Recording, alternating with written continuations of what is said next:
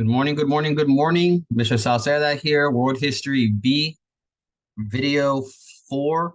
We are on our page, right?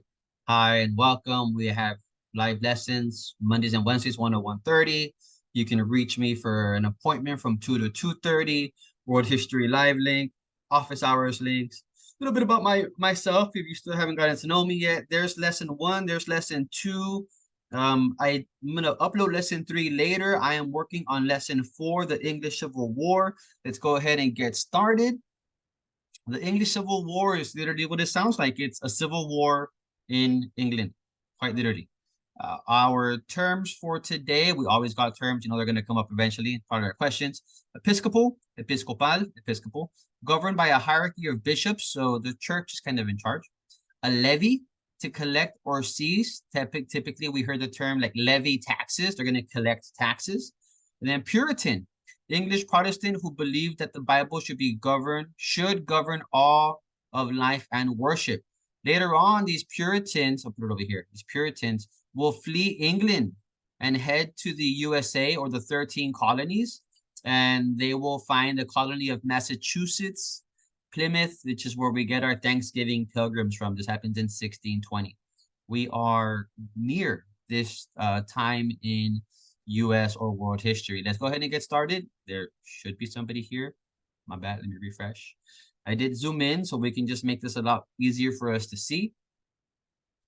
It is a lengthy but short lesson. You'll understand what I mean. It's like 3-4 topics. All right, people we have to know today. Let's go ahead and see who is here. Turn off this music. James the First. He became King of England after Elizabeth died in 1603. Elizabeth the First, the daughter of Henry VIII. We have Oliver Cromwell, became the first Lord Protectorate of England. Literally, he will protect England, which is where we get this civil war from. Let's go ahead and get started.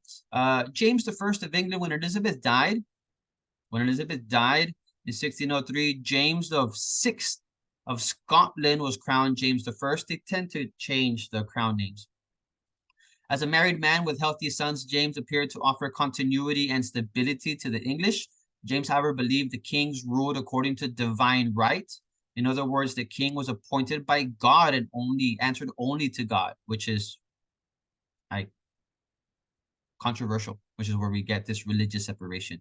James' absolute attitude was not welcomed by the English Parliament. Parliament, as you will recall, was a popular assembly of the English government.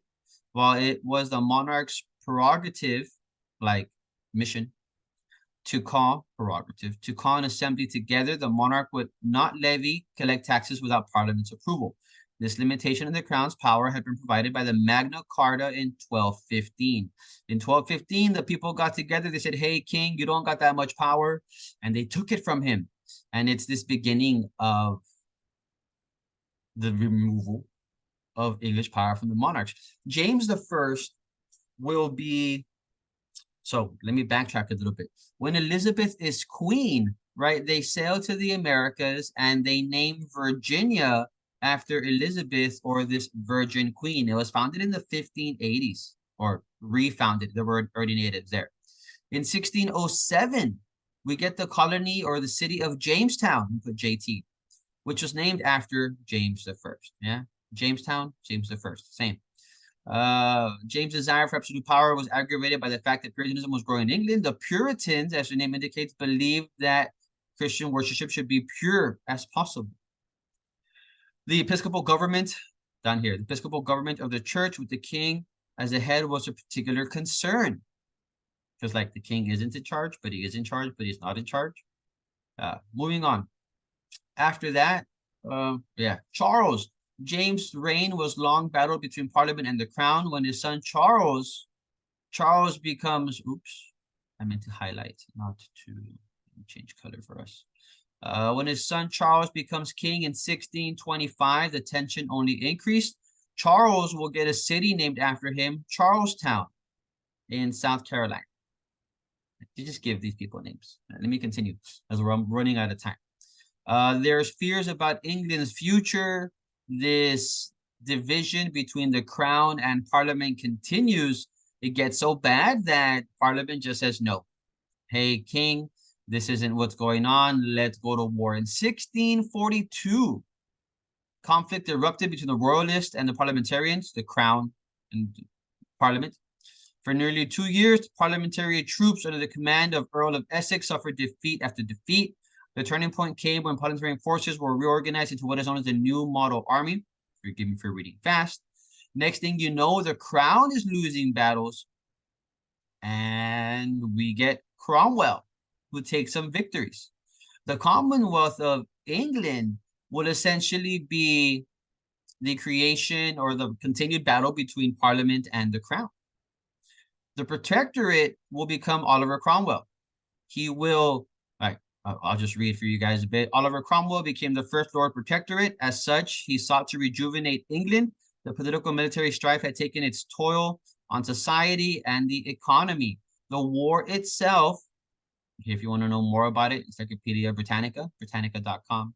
The war itself was lengthy. It's about a 10-year war between the crown and government, essentially.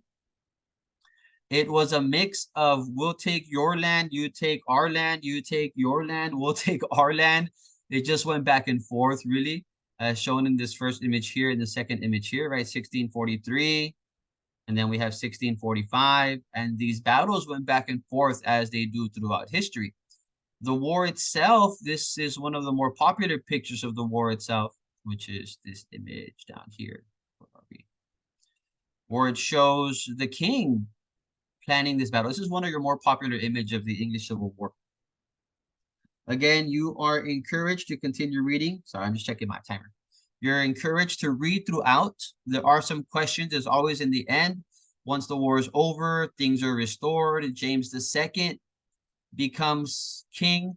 The restoration brought about a Cavalier Parliament prepared his way for the reign of James II. When Charles died in 1685, Charlestown, Jamestown concepts. Not since the reign of Mary I had Roman Catholicism been allowed to weigh so heavily in affairs, so we get more church items. In 1688, William sailed to England with an army of 20,000. Upon his arrival, he proclaimed liberties of England. So questions, 1, 2, 3, 4, 5, 6, 7, 8, 9 questions for us today. Read through them. I say read the questions first and then go back so you know what answers you're looking for.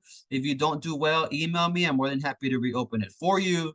If you need a one-on-one time, book an appointment with me. I'll go into it more. I'll read with you and help you understand these items. This was lesson 4, 6.4 for my World History B class. Y'all be good, be well, and have yourselves a great day.